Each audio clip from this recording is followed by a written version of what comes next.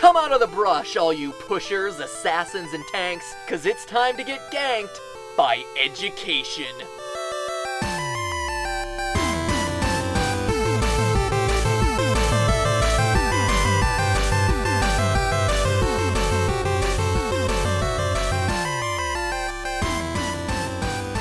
Hello, Internet. Welcome to Game Theory, the show that nerfs your ignorance level every week. As I sat down to prepare today's episode, I couldn't help but think that this show was missing something. Apart from a third episode in the Pokemon trilogy, I mean. Sorry about that, guys. Looking back over the last 20 episodes, we've covered a huge range of games, from hot current-gen titles to cult classics, forgotten gems to arcade staples, platformers, shooters, RPGs, and even an educational game. But for a show that prides itself on putting the U in edutainment, we have yet to cover the thinking gamer genre, strategy. So this week we're stepping forth onto the fields of justice to enroll in the League of Extraordinary Gentlemen, and women, and trolls, and whatever this guy is.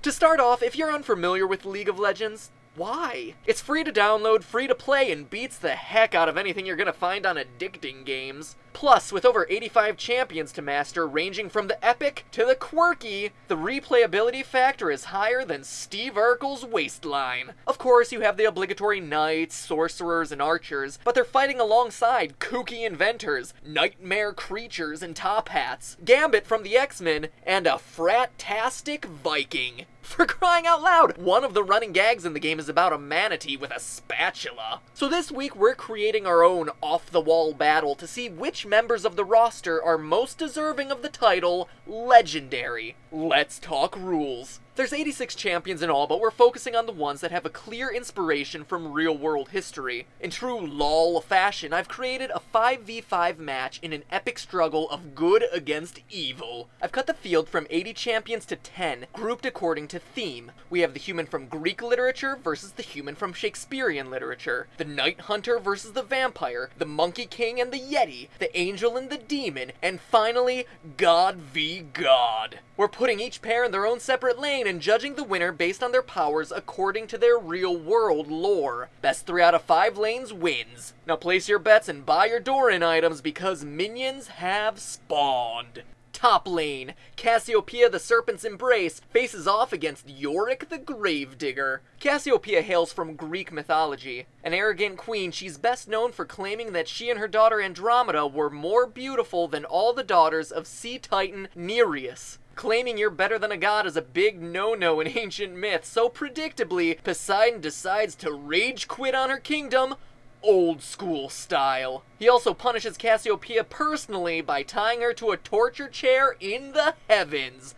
Oh, you silly Greeks. Yorick, meanwhile, is best known as being the skull from Shakespeare's Hamlet. Anyone who's gone through high school English knows the drill. Alas, poor Yorick. He was my friend, now he's dead, I should be dead. I have so many feelings. This play could have ended 2 hours ago if I stopped being such a pansy.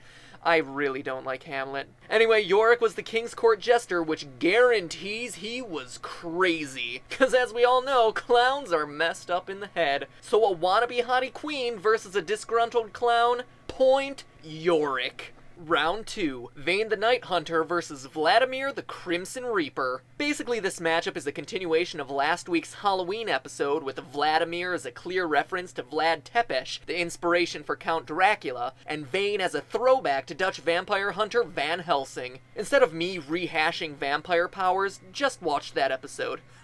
How's that for shameless self-promotion? And as we all know, no matter how many times Dracula finds a way to respawn, Van Helsing is always there to smite Dracula's ass. Vayne takes the lane. In mid, we have the Rumble in the Jungle. Nunu the Yeti Rider against Wukong the Monkey King. Wukong was clearly inspired by Journey to the West, one of the 4 great classical novels in Chinese literature. The story tells the tale of the Monkey King, Sun Wukong, literally a monkey born from a stone who gains supernatural powers through Taoism. His staff weighs nearly 1 ton. He can travel 54 24,000 kilometers in one somersault. He can transform into 72 different forms, and every hair on his body has magical powers. This King of Kongs was so powerful, he defeated 100,000 celestial warriors, 28 constellations, 4 heavenly kings, and a partridge in a pear tree. Okay, so obviously Riot nerfed this guy a little bit. Do I even need to mention the Yeti here? Real quick, the Yeti is a giant ape thought to live in the Himalayan mountains and carry around a large rock as a weapon. Ooh, scary. Currently, the popular theory is that the Yeti sightings are actually people seeing the endangered Himalayan brown bear, which can walk upright. So basically this matchup is an unstoppable magical monkey versus a bear that can't even protect itself. Sorry, Yeti, this one is a blowout. Fourth, the pure battle of good versus evil, with Kale the Judicator facing off against her sister, Morgana the Fallen Angel. Wait a minute, a battle between 2 angels with 1 fallen from grace? Sounds a whole lot like Michael the Archangel versus the Prince of Darkness, Lucifer, aka Satan himself. Yeah, we're even touching on religion this week. Crazy, right? Just to get everyone up to speed, Lucifer, Michael, and Gabriel were the 3 amigos up in heaven, with Lucifer as God's wingman. Literally. But when Luce got sick of playing second fiddle, he started a war in heaven to claim the top spot, with Michael as his main rival. The Lord of Darkness against a dainty little angel? Seems like a no-brainer, right? But these aren't your grandma's tubby little babies with wings. Oh no. We're talking the Enforcer. Michael, the defender of justice, the healer of the sick, the angel that gave Lucifer a biblical smackdown. Not only throwing his unholy ass out of heaven, but shoving his face into the ground and stepping on him for good measure. Heavenly ponage. Point?